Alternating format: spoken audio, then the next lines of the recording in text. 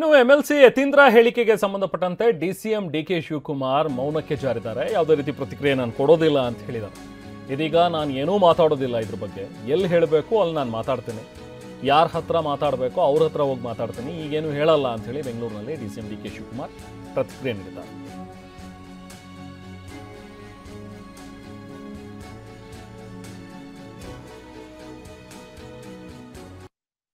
ಪದೇ ಅಧಿಕಾರ ಹಂಚಿಕೆ ಬಗ್ಗೆ ಹೇಳಿಕೆ ಕೊಡ್ತಾರೆ. ಯಾರಿಗಾದ್ರೂ ಇವು ಯತೀಂದ್ರ ಅವ್ರಿಗೂ ನೋಟಿಸ್ ಜಾರಿ ಮಾಡ್ತೀರಾ ಸರ್ ಪಕ್ಷದ ವತಿಯಿಂದ?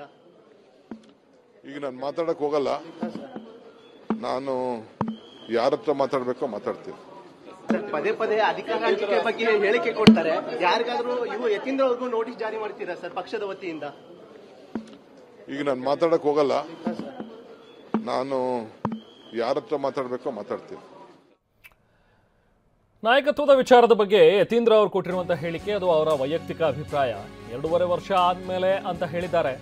ನೋಡೋಣ, ಸತೀಶ್ ಆಗ್ಬೇಕಿದೆ ಅಂತ ಅವ್ರು ಹೇಳ್ತಾ ಇರೋದು ಅಂತ ಹೇಳಿ ಬೆಂಗಳೂರಿನಲ್ಲಿ ಎಂಎಲ್ಸಿ ರಾಜಣ್ಣ ಹೇಳಿಕೆ ನೀಡಿದ್ದಾರೆ.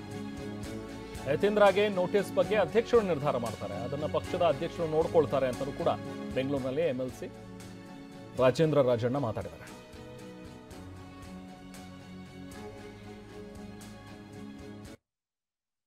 ಯತೀಂದ್ರ ಅವ್ರ ಹೇಳಿಕೆ ಅದು ಅವರ ವೈಯಕ್ತಿಕ. ಸಿದ್ದರಾಮಯ್ಯ ಏನು ಅವರ ತಂದೆ ಆದ ನಂತರ ರಾಜಕೀಯವಾಗಿ ಮುಖ್ಯಮಂತ್ರಿಗಳಾಗಿ ಸತೀಶ್ ಜಾರಕಿಹೊಳಿ ಹೆಸರನ್ನು ಏನು ಪ್ರಸ್ತಾಪ ಮಾಡಿದ್ದಾರೆ ಅದು ಅವರ ವೈಯಕ್ತಿಕ. ಅವರು ಮುಂದೆ ಐಂದ ನಾಯಕರು ಮತ್ತೆ ರಾಜ್ಯದಲ್ಲಿ ಮುಖ್ಯಮಂತ್ರಿ ಆಗಬೇಕು ಅನ್ನೋ ಒಂದು ಆಶಾಭಾವದಲ್ಲಿ ಇವತ್ತು ಸಿದ್ದರಾಮಯ್ಯ ಆದ ನಂತರ, ಅದು ಇನ್ನು 2.5 ವರ್ಷ ಆದ್ಮೇಲೆ, ಈಗ ನಾಳೆನೇ ಆಗ್ತಾರೆ ಅಂತಲ್ಲ, ಮುಂದೆ ಬರುವಂತ ಚುನಾವಣೆಯಲ್ಲಿ 2028ಕ್ಕೆ ಸತೀಶ್ ಜಾರಕಿಹೊಳಿ ಆಗಲಿ ಅನ್ನೋ ಒಂದು ಭಾವನೆಯಲ್ಲಿ ಹೇಳಿರ್ಬೋದು. ಅದೇ ರೀತಿನೇ ಸತೀಶ್ ಅವರು ಹೇಳಿದಾರಲ್ಲ, ಈ ಟರ್ಮಲ್ಲಿ ನಾನೇನಿಲ್ಲ 2028ಕ್ಕೆ ನಾನು ಮುಖ್ಯಮಂತ್ರಿ ಆಕಾಂಕ್ಷಿ ಆಗಿರ್ತೀನಿ ಅಂತ ಸತೀಶ್ ಜಾರಕಿಹೊಳಿ ಅವರು ಹೇಳಿರುವಂತದ್ದು. ಸೊ ಆ ಒಂದು ದೃಷ್ಟಿ ಹಿಡ್ಕೊಂಡು ಯತೀಂದ್ರ ಅವರು ಹೇಳಿರ್ಬೋದು ಅಂತ. ಕಾಂಗ್ರೆಸ್ ಹೈಕಮಾಂಡ್ಗಿಂತ ಪವರ್ಫುಲ್ ಆಗಿದ್ರೆ ಸರ್ ಯತೀಂದ್ರ ಅವರು? ಹೈಕಮಾಂಡ್ಗಿಂತ ಪವರ್ಫುಲ್ ಅಂತ ಏನಿಲ್ಲ, ಅವರೊಂದು ಹೇಳಿಕೆ ಕೊಟ್ಟಿದ್ದಾರೆ ಅಷ್ಟೇ. ಅದ್ರಲ್ಲೇನು ತಪ್ಪೇನಿಲ್ಲ. ಅವರ ವೈಯಕ್ತಿಕವಾದಂತ ಹೇಳಿಕೆ ಅದು. ಕಾಂಗ್ರೆಸ್ ಹೈಕಮಾಂಡ್ ಹೇಳಿಕೆ ಅಥವಾ ಸಿದ್ದರಾಮಯ್ಯರ ಮುಖ್ಯಮಂತ್ರಿಗಳ ಮಗದ ಹೇಳಿಕೆ ಅಂತಲ್ಲ. ಅವರೊಬ್ರು ವಿಧಾನ ಪರಿಷತ್ ಸದಸ್ಯರಿದ್ದಾರೆ, ಅವರ ಒಂದು ಹೇಳಿಕೆ ಮುಂದಿನ ದಿನದಲ್ಲಿ ಇನ್ನೊಬ್ರು ಐಂದ ನಾಯಕರು ಆಗ್ಲಿ ಅನ್ನೋ ಒಂದು ಭಾವನೆ ಇಟ್ಕೊಂಡು ಯತೀಂದ್ರ ಅವರು ಹೇಳಿದ್ರು. ಅಲ್ಲ, ಚರ್ಚೆ ನಡೀತಾ ಇರ್ಬೋದು, ಆದ್ರೆ ನಾನು ಹೇಳಿದ್ನಲ್ಲ, ಇದು ಮುಖ್ಯಮಂತ್ರಿಗಳ ಹೇಳಿಕೆ ಅಲ್ಲ, ಇದು ಮುಖ್ಯಮಂತ್ರಿಗಳ ಮಗ ಅಂತ ಹೇಳಿದ್ರೆ ಯತೀಂದ್ರ ಅವ್ರ ಹೇಳಿಕೆ ಇದು. ಅದರಿಂದ ಯತೀಂದ್ರ ಅವ್ರು ಏನ್ ಹೇಳಿದ್ದಾರೆ ಅದು ಅವ್ರ ವೈಯಕ್ತಿಕವಾದಂತ ಹೇಳಿಕೆ ಅಂತ ನಾನು ಹೇಳ್ತೇನೆ. ಸರ್, ಮುಖ್ಯಮಂತ್ರಿ ಬದಲಾವಣೆ ಬಗ್ಗೆ ಮಾತನಾಡೋರಿಗೆ ನೋಟಿಸ್ ಕೊಡ್ತಾರೆ, ಬಟ್ ಸಿಎಂ ಪುತ್ರ ಅನ್ನೋ ಒಂದು ಕಾರಣಕ್ಕೆ ಅವರು ಬದಲಾವಣೆ ಬಗ್ಗೆ ಪದೇ ಮಾತನಾಡಿದ್ದಾರೆ. ಸಿಎಂ ಅವರೇ 5 ವರ್ಷ ಇರ್ತಾರೆ ಅಂತ. ಅದನ್ನ ಪಕ್ಷದ ಅಧ್ಯಕ್ಷರು ನೋಡ್ತಾರೆ.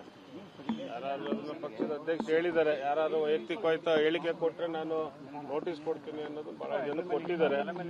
ಸೊ ಆ ರೀತಿ ಕೊಡ್ಬೋದೇನೋ ಗೊತ್ತಿಲ್ಲ, ಬಟ್ ಅದನ್ನ ನೀವು ಪಕ್ಷದ ಅಧ್ಯಕ್ಷರು ಕೇಳ್ಕೊಂಡು. ಇನ್ನು ದಾವಣಗೆರೆಯಲ್ಲಿ ಎಸ್ ಮಲ್ಲಿಕಾರ್ಜುನ ಕೂಡ ಮಾತನಾಡಿದ್ದಾರೆ. ಸತೀಶ್ ಅರ್ಹರು ಅಂತ ಯತೀಂದ್ರ ಹೇಳಿರೋದು, ಯಾಕೆ ಸಿಎಂ ಆಗಬಾರ್ದು ಅಂತ ಅವ್ರು ಹೇಳಿದ್ದಾರೆ ಅಂತ ಹೇಳಿ ದಾವಣಗೆರೆಯಲ್ಲಿ ಸಚಿವ ಎಸ್ ಮಲ್ಲಿಕಾರ್ಜುನ್ ಪ್ರತಿಕ್ರಿಯೆ ನೀಡಿದ್ದಾರೆ. ಆದರೆ ಈಗಿರೋರು ಸಿದ್ದರಾಮಯ್ಯ ಅವರೇ ಸಿಎಂ ಆಗಿರ್ತಾರೆ, ಬದಲಾವಣೆ ಬಗ್ಗೆ ಹೈಕಮಾಂಡ್ ನೋಡ್ಕೊಳ್ಳುತ್ತೆ ಅಂತ ಹೇಳಿದ್ರು. ಅವರು ಯತೀಂದ್ರ ಅವರು ಅಲ್ಲಿದ್ದಾಗ is also capable Jarkiholi, why he can't become a CM ಅಂತ ಹೇಳಿದ್ದಾರೆ. ನಮ್ಮ ತಂದೆ ರೀತಿ ಎಲ್ಲ ಸಾಮರ್ಥ್ಯಗಳು ಅದೇ ಮತ್ತೆ ಕೇಪಬಲ್ ಅದರ, ಅವರು ಸಿಎಂ ಪೋಸ್ಟಿಗೆ ಆಕಾಂಕ್ಷಿ ಅಂತ ಹೇಳಿರ್ಬೋದು. ಇದು ನಮ್ದ್ರಲ್ಲಿ ಕಾಂಗ್ರೆಸ್ಸು ಈಗ ಸಿದ್ದರಾಮಯ್ಯನವರು ಅದರ ಮುಖ್ಯಮಂತ್ರಿಯಾಗಿ ಸಿದ್ದರಾಮಯ್ಯನವರು ಇದ್ದಾರೆ ಅಷ್ಟೇ ನಾನು ಹೇಳೋದು. ನವೆಂಬರ್ ಕ್ರಾಂತಿ ಏನಾಗಲ್ಲ, ನವೆಂಬರ್ ಕ್ರಾಂತಿ ಸದ್ಯಕ್ಕೆ ನನಗೇನು ಗೊತ್ತಿಲ್ಲ ಇದ್ರ ಬಗ್ಗೆ. ನಾನು ಹೆಂಗೆ ಕೇಳಿದೆ, ನಾನು ಏನು ಹೇಳಿ. ಇನ್ನು ಕುಣಿಗಲ್ ರಂಗನಾಥ್ ಅವರು ಕೂಡ ಪ್ರತಿಕ್ರಿಯೆ ನೀಡಿದ್ದಾರೆ. ಬದಲಾವಣೆ ಹೇಳಿಕೆ ಕೊಟ್ಟು ಗೊಂದಲ ಸೃಷ್ಟಿ ಮಾಡಬೇಡಿ, ಎಲ್ಲವನ್ನೂ ಹೈಕಮಾಂಡ್ ನಿರ್ಧಾರ ಮಾಡುತ್ತೆ ಅಂತೇಳಿ ಕುಣಿಗಲ್ ರಂಗನಾಥ್ ಪ್ರತಿಕ್ರಿಯೆ ನೀಡಿದ್ದಾರೆ. ಪಕ್ಷದ ತೀರ್ಮಾನಗಳು ತೆಗೆದುಕೋತಾರೆ, ಹಾಗಾಗಿ ನೋಟಿಸ್ ಕೊಡೋದೊಂದು ದೊಡ್ಡ ವಿಚಾರ ಅಲ್ಲ. ಈಗ ನಾವು ಇವತ್ತು ಭಾಳ ವರ್ಷದ ನಂತರ 3-4 ವರ್ಷದ ನಂತರ ಕಾಂಗ್ರೆಸ್ ಪಕ್ಷ ಆಶೀರ್ವಾದ ಮಾಡವ್ರೆ. ಜನರಿಗೆ ಏನು ಅವರು ನಿರೀಕ್ಷೆ ಪಡ್ತಾರೆ, ನಮಗೆಲ್ಲರಿಗೂ ಸಮಸ್ಯೆಗಳನ್ನು ನಿವಾರಣೆ ಮಾಡ್ತಾರೆ, ಹೊಸ ಒಂದು ವ್ಯವಸ್ಥೆಯನ್ನು ತಂದು ಕೊಡ್ತಾರೆ, ಸಮಗ್ರವಾದಂಥ ಕಾರ್ಯಕ್ರಮ ಕೊಡ್ತಾರೆ ಅಂತ ಆಸೆ ಇರುತ್ತೆ. ಅದ್ರ ಬಗ್ಗೆ ನಾವು ಆ ದಿಕ್ಕಲ್ಲಿ ಹೋಗ್ಬೇಕಲ್ವೇ. ಅದು ಬಿಟ್ಟು ಹೇಳಿಕೆಗಳಿಂದ ಗೊಂದಲಗಳು ಸೃಷ್ಟಿ ಮಾಡಬಾರ್ದು ಅನ್ನೋದು ನಮ್ಮ ಜವಾಬ್ದಾರಿ ಇದೆ. ಸೊ ಅದರಂತೆ ನಾವು ನಡಿಬೇಕು ಅಂತ ನಾನು ಅಪೇಕ್ಷೆ ಪಡಬಲ್ಲೆ. ಅಷ್ಟು ಬಿಟ್ಟು ನಾವು ಅದೆಲ್ಲ ಹೈಕಮಾಂಡರ್ ತೆಗೆದುಕೊಂಡಂಥ ನಿರ್ಧಾರಗಳು. ಈ ಥರ ಹೇಳಿಕೆಗಳಿಗೆ ಯಾವ ಗೊಂದಲನೂ ಆಗಲ್ಲ, ಎಲ್ಲರಿಗೂ ಗೊತ್ತು. ಅದು ಹೈಕಮಾಂಡರ್ ತೆಗೆದುಕೊಂಡಂಥ ನಿರ್ಧಾರಗಳು ಅಂತ.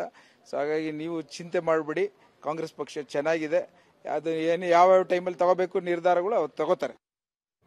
ಯತೀಂದ್ರ ವಿರುದ್ಧ ಕಾಂಗ್ರೆಸ್ ಹೈಕಮಾಂಡ್ಗೆ ದೂರು ನೀಡಿದೆ. ದೆಹಲಿ ಅಂಗಳವನ್ನು ತಲುಪಿದೆ ಈಗ MLC ಯತೀಂದ್ರ ಅವರ ಹೇಳಿಕೆಯ ವಿಚಾರ. ನಾಯಕತ್ವದ ಬಗ್ಗೆ ಮಾತನಾಡಿದಂತಹ MLC ಯತೀಂದ್ರ ಸಿದ್ದರಾಮಯ್ಯ ಉತ್ತರಾಧಿಕಾರಿ ಬಗ್ಗೆ ಪ್ರಸ್ತಾಪ ಮಾಡಿದ್ರು. ಸೊ ಯತೀಂದ್ರ ವಿರುದ್ಧ ರಾಜ್ಯದ ನಾಯಕರು ವರಿಷ್ಠರಿಗೆ ವರದಿಯನ್ನ ಕೊಟ್ಟಿದ್ದಾರೆ. ಯತೀಂದ್ರ ಮಾತಿಗೆ ಕಡಿವಾಣ ಹಾಕಬೇಕು ಅಂತಲೂ ಕೂಡ ಆಗ್ರಹಿಸಿದ್ದಾರೆ. ನಾಯಕತ್ವ ಬದಲಾವಣೆ ಬಗ್ಗೆ ಬಹಿರಂಗವಾಗಿ ಹೀಗೆ ಮಾತನಾಡೋದು ಸರಿಯಲ್ಲ.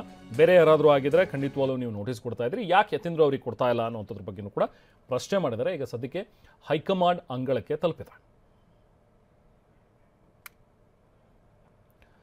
ಮತ್ತಷ್ಟು ಡೀಟೇಲ್ಸ್ ಕೊಡೋಣ. ನಾವು ಪ್ರತಿನಿಧಿ ಪ್ರಸನ್ನ ಈಗ ಜಾಯ್ನ್ ಆಗಿದ್ದಾರೆ. ಪ್ರಸನ್ನ, ಈಗ ಮೊನ್ನೆ ಕೊಟ್ಟಂಥ ಒಂದು ಸ್ಟೇಟ್ಮೆಂಟ್, ಇದುವರೆಗೂ ಕೂಡ ಅದ್ರ ಬಗ್ಗೆ ಪ್ರತಿಕ್ರಿಯೆಗಳು ವ್ಯಕ್ತವಾಗ್ತಾನೆ ಇವೆ. ಹಾಗೆ DCM ನಾನೇನು ಮಾತಾಡೋದಿಲ್ಲ ಅಂತ ಹೇಳಿ ಮೌನಕ್ಕೆ ಜಾರಿರುವಂಥದ್ದು, ಇದರ ಹಿಂದಿನ ಅರ್ಥ ಏನು ಹಾಗಾದ್ರೆ ಪ್ರಸನ್ನ? ಜೊತೆಗೆ ಹೈಕಮಾಂಡ್ ಮಟ್ಟಕ್ಕೂ ಕೂಡ ದೂರ ಹೋಗಿದೆ, ಕ್ರಮ ಆಗುತ್ತಾ? ಈಗ ಬೇರೆ ಯಾರಾದರೂ ಕೊಟ್ಟಿದ್ರೆ ಈ ಹೇಳಿಕೆಗಳನ್ನು ಇಷ್ಟೊತ್ತಿಗಾಗಲೇ ನೋಟಿಸ್ ಕೊಡೋದು ಅದೆಲ್ಲ ಆಗಿರೋದು, ಬಟ್ ಯತೀಂದ್ರ ಆಗಿರೋದ್ರಿಂದಾಗಿ ಇನ್ನೂ ಕೂಡ ಆಗಿಲ್ಲ. ಬಟ್ ಮುಂದಿನ ದಿನಗಳಲ್ಲಿ ಕ್ರಮ ಆಗುತ್ತಾ? ಇದಕ್ಕೆ ಸಂಬಂಧಪಟ್ಟಂತೆ ಏನೇನು ಡೆವಲಪ್ಮೆಂಟ್ಸ್ ಆಗ್ತಾ ಇದೆ ಪ್ರಸನ್ನ? ರೆಹಮಾನ್, ಕಳೆದ ಕೆಲ ತಿಂಗಳುಗಳಿಂದ ಕಾಂಗ್ರೆಸ್ನಲ್ಲಿ ಒಂದು ರೀತಿಯ ನೋಟಿಸ್ ಕಲ್ಚರ್ ಶುರುವಾಗಿದೆ.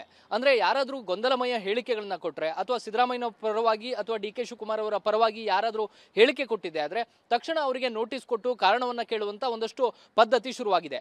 ಆದ್ರೆ ಇದೀಗ ಯತೀಂದ್ರ ಸಿದ್ದರಾಮಯ್ಯನವರೇ ಹೇಳಿಕೆ ಕೊಟ್ಟಂತ ಕಾರಣ ಇದು ಸಾಕಷ್ಟು ಗೊಂದಲಕ್ಕೂ ಕೂಡ ಕಾರಣವಾಗಿದೆ.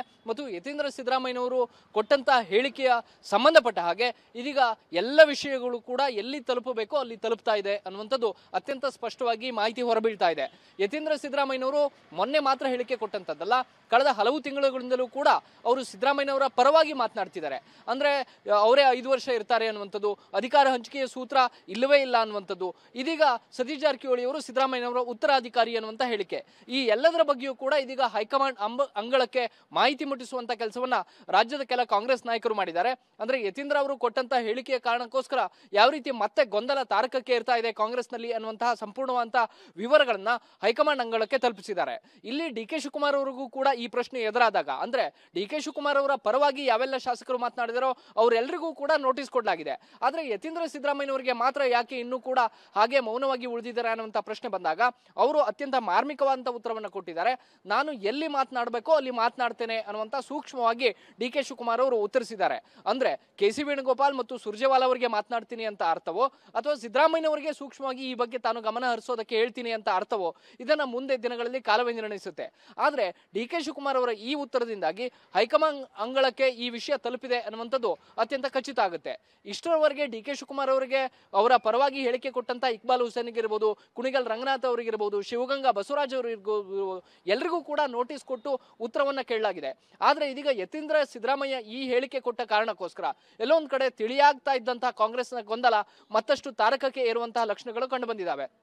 ಈ ಕಾರಣಕ್ಕೋಸ್ಕರ ಯತೀಂದ್ರ ಸಿದ್ದರಾಮಯ್ಯರಿಗೂ ಕೂಡ ನೋಟಿಸ್ ಅನ್ನ ಕೊಡಬೇಕು, ಇಲ್ಲದೆ ಹೋದ್ರೆ ಯತೀಂದ್ರ ಅವರ ಹೇಳಿಕೆಗಳಿಗೂ ಕೂಡ ಕಡಿವಾಣ ಹಾಕಬೇಕು ಅನ್ನುವಂಥದ್ದು ಕಾಂಗ್ರೆಸ್ ಪಕ್ಷದ ಒಳಗೆ ಹುಟ್ಟಿಕೊಂಡಂತ ಆಗ್ರಹ. ಇದಕ್ಕೆ AICC ನಾಯಕರು ಯಾವ ರೀತಿಯ ಪರಿಹಾರವನ್ನ ಹುಡುಕ್ತಾರೆ ಅನ್ನುವಂಥದ್ದನ್ನ ಕಾದ್ ನೋಡ್ಬೇಕಾಗುತ್ತೆ. Rehman, right, thank you Prasanna.